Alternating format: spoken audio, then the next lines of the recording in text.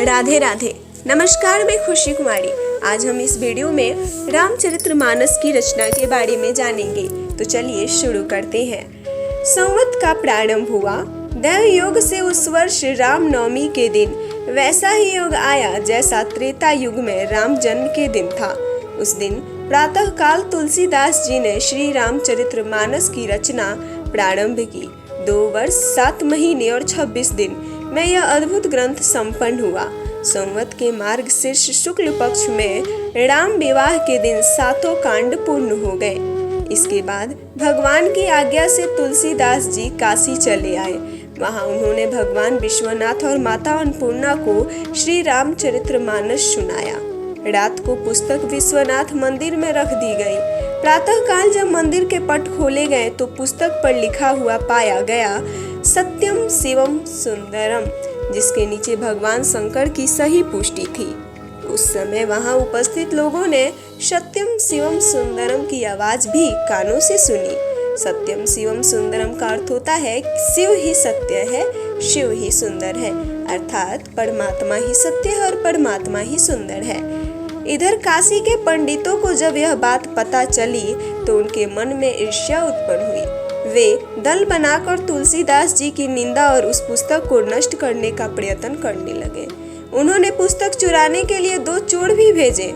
चोरों ने जाकर देखा कि तुलसीदास जी की कुटी के आसपास 2 युवक धनुष बाण लिए पहरा दे रहे हैं। दोनों युवक बड़े ही सुंदर, क्रमशः श्याम और गौर वर्ण के थे। उनके दर्शन करते ही चोरों की बुद्धि शुद्ध हो गई। उन्होंने उसी समय से चोरी करना छोड़ दिया और भगवान के भजन में लग गए। तुलसीदास जी ने अपने लिए भगवान को कष्ट हुआ जान कुटी का सारा सामान लुटा दिया और पुस्तक अपने मित्र टोडरमल अकबर के 9 रत्नों में एक के यहाँ रखवा दी। इसके बाद उन्होंने अपनी विलक्षण स्मरण शक्ति से एक दूसरी प्रति लिखी। उसी के आधार पर दूसरी प्रतिलिपियां तैयार की गई और पुस्तक का प्रचार दिनों दिन बढ़ने लगा। इधर काशी के पंडितों ने और कोई उपाय न देख श्री मधुसूदन सरस्वती नाम के महापंडित को उस पुस्तक को देखकर अपनी सम्मति देने की प्रार्थना की।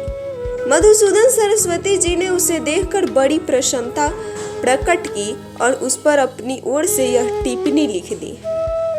आनंद कानने हयास्मि अंघमस्तुलसी तरुः कविता मंजरी भाति राम भ्रमर भूषिता।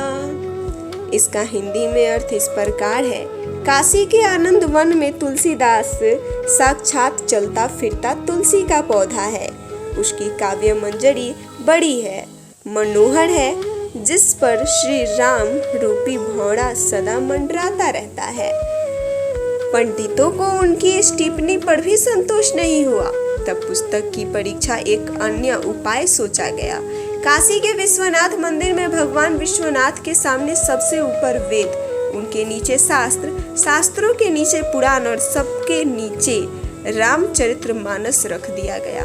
प्रातः काल जब मंदिर खोला गया तो लोगों ने देखा कि श्री रामचरितमानस वेदों के ऊपर रखा हुआ है। अब तो सभी पंडित बड़े लज्जित हुए। उन्होंने तुलसीदास जी से क्षमा मांगी और भक्ति भाव से उनका चरणोदक किया। इस एपिसोड में बस इतना ही। इससे आगे हम अगले एपिसोड में जानेंगे। तब तक आप लोग मेरे चैनल को लाइक, सब्सक्राइब, कमेंट अवश्य करें और कमेंट में राधे राधे लिखना न भूलें। राधे राधे।